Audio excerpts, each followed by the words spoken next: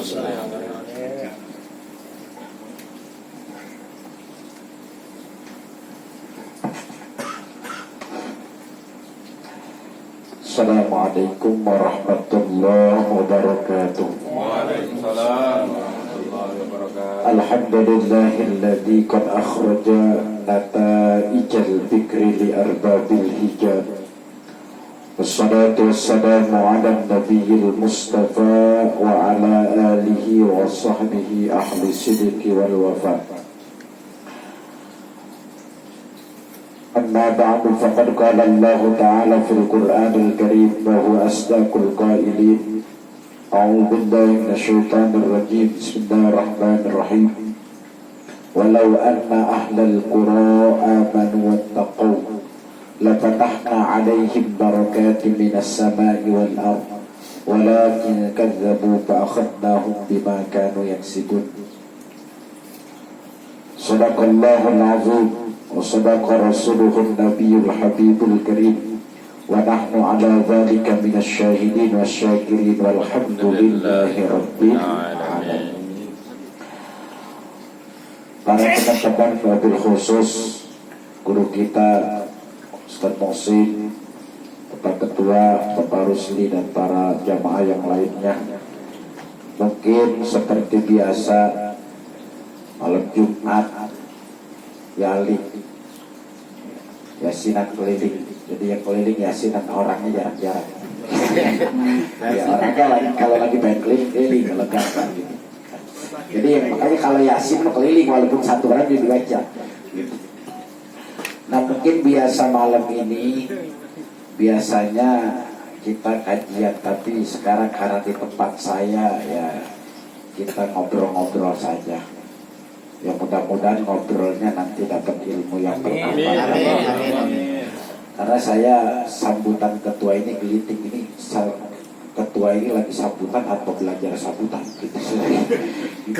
Antara dua ini gitu. Tapi yang pasti Bapak Rusli ini udah banyak pengorbanannya, mobil khusus istri di malam Jumatnya gitu. Yang pada intinya bahwa tadi dikatakan yaling itu pengajian yang kecil. Tapi alhamdulillah sih kalau melihat orangnya mah gede-gede.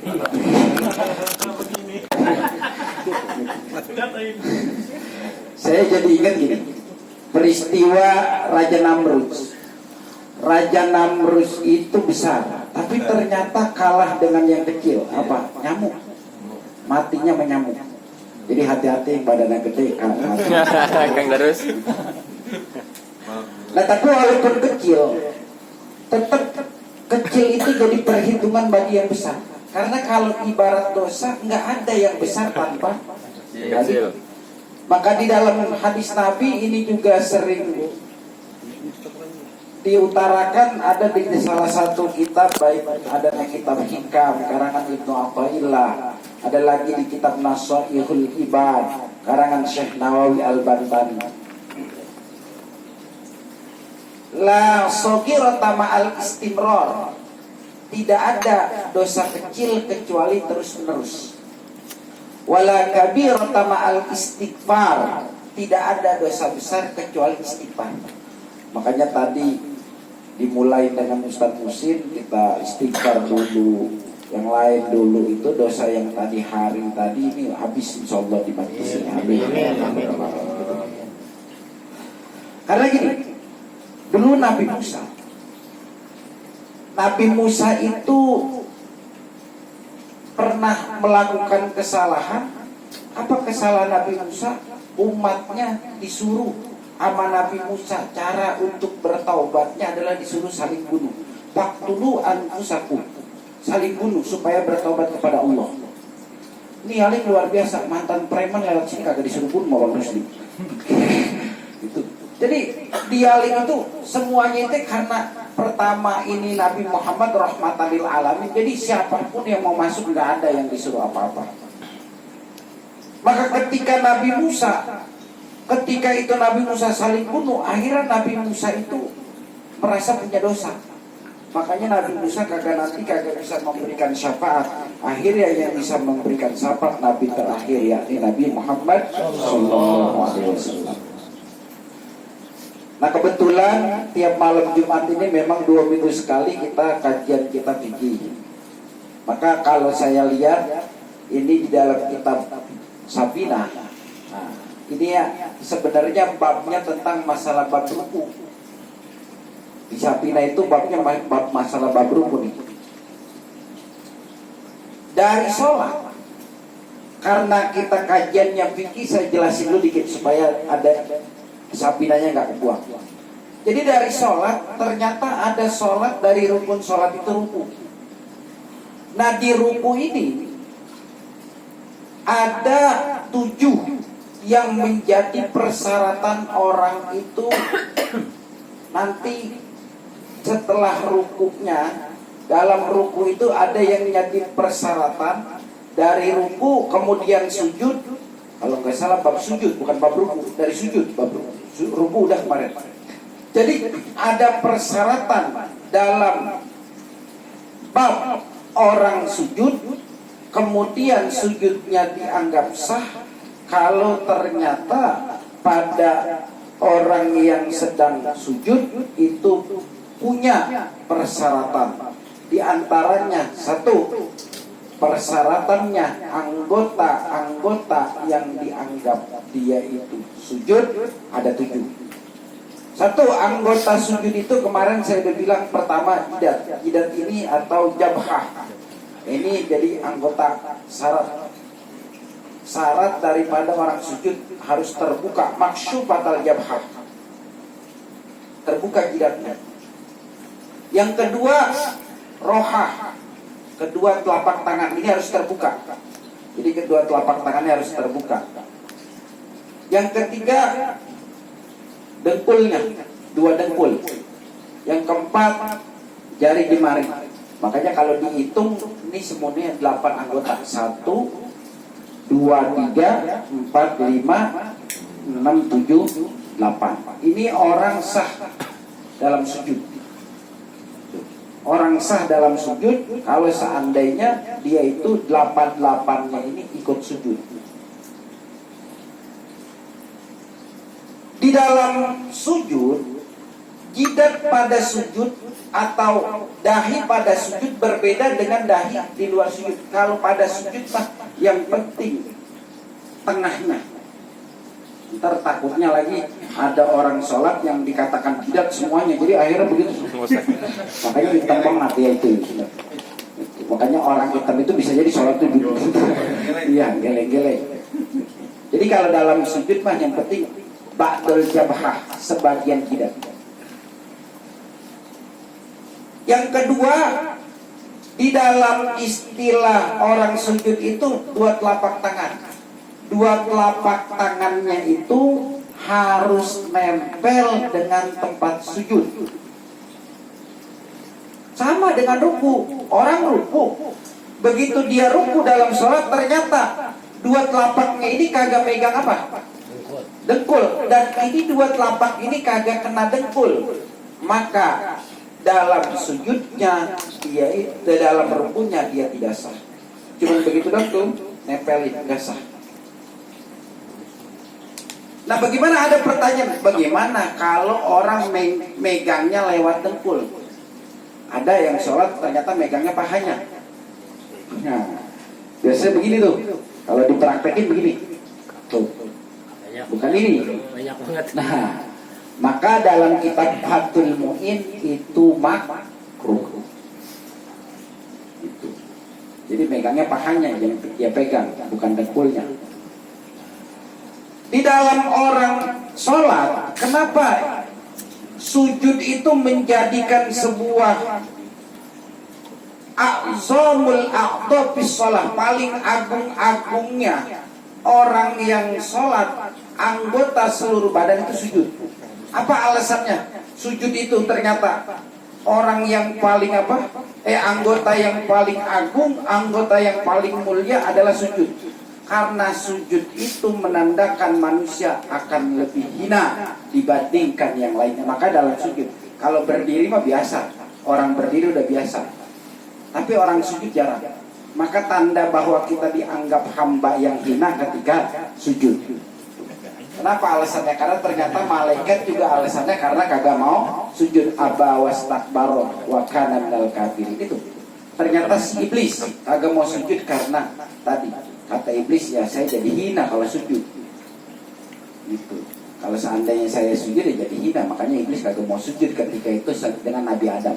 Karena orang yang sampai sujud-sujud itu hina. Gitu. Kayak ada orang teman kita minjem duit sampai sujud-sujud itu udah hina. Kasih kalau udah udah terhina kalau udah sujud-sujud dah. Gua sujud dah malu gitu. Sampai sujud-sujud. Iya. Gitu. Sampai sujud-sujud udah hina berarti orang.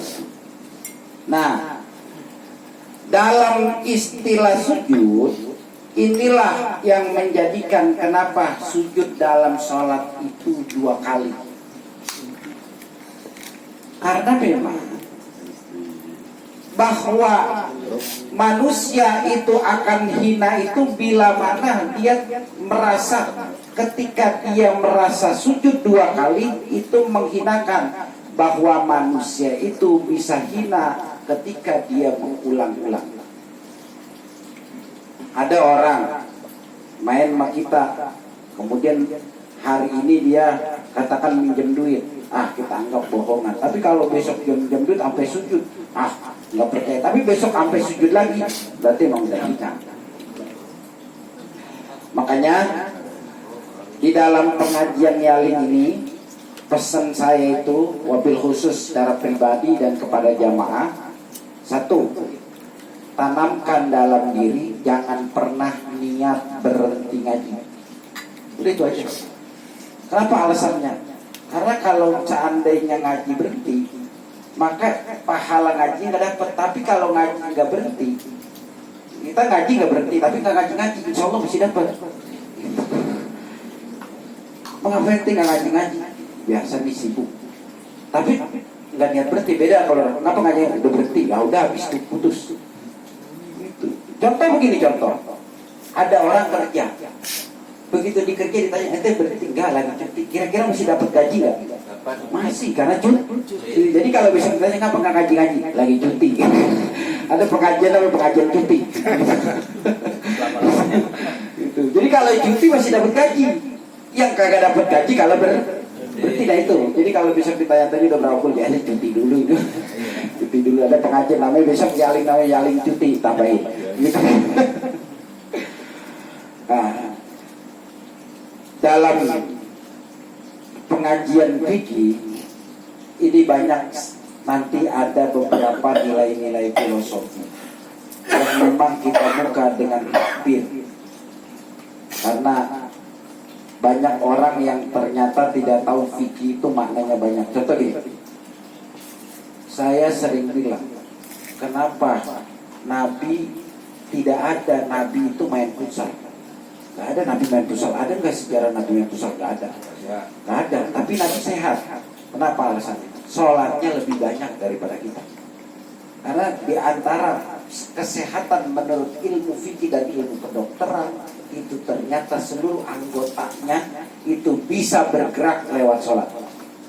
Coba apa yang gak bergerak? Zakar doang. Kalau di zakar doang ya kagak, ya kan? Iya. Itu kemaluan doang gak bergerak. Kalau sampai bergerak mah parah amat. Susah. Semua bergerak. Semua. Pala bergerak ketika dia salah. Pala bergerak ketika dia salah. Apa yang gak bergerak? Sampai telunjuk. Makanya ada orang gara-gara partai ya ada ketua PAN ya. Ini di mana dalilnya? Nggak ada ya. Dalilnya.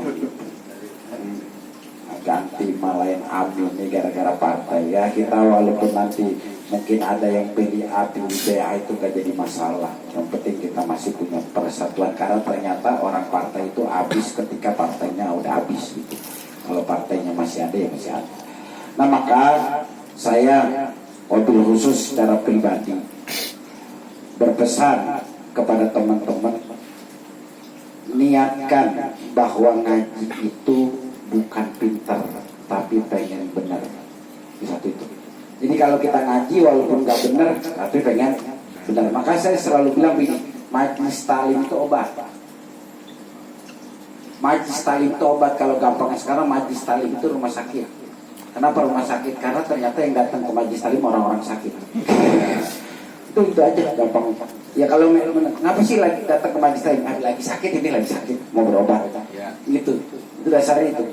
Jadi niatkan bahwa ke majlis talim itu kita pengen benar, bukan pengen pintar. Kalau pengen pintar, saya sering bilang bahwa iblis lebih pintar dari kita. Karena pengen benar sekalipun hari ini belum benar. Gitu. Yang kedua, niatkan majlis taklim itu adalah surga. Kalau kata Rehan kayak surga, surga kan? Itu luar biasa. Ente kakak bawa bapak juga langsung makan. Iya, bisa bangun tadi baca ratib dia dong yang khusyuk banget. Sampai tidur luar biasa. Enggak tahu. Ada karena ditidurin sama malaikat. Nah itu. Ya kali ada yang nyuruh tidur aja kan nggak ada. Ya itu ditidurin sama malaikat. Makanya kalau Nabi itu misalkan lupa, Nabi kan dalam sholat itu pernah cerita Zulyadain, Nabi itu pernah lupa di sholat asar. Akhirnya Nabi ditanya Zulyadain, ya Rasul, ente ngosor sholat gitu. Apa? Gimana ini? Kok sholat asar kurang ini? Gitu. Akhirnya kata Nabi, ya saya sih nggak tahu, saya dilupakan. Kenapa alasannya? Supaya nanti besok kalau ada yang lupa, maka lihat syariat Nabi. Nabi pernah lupa, tapi beda. Nabi mah dilupakan oleh Allah.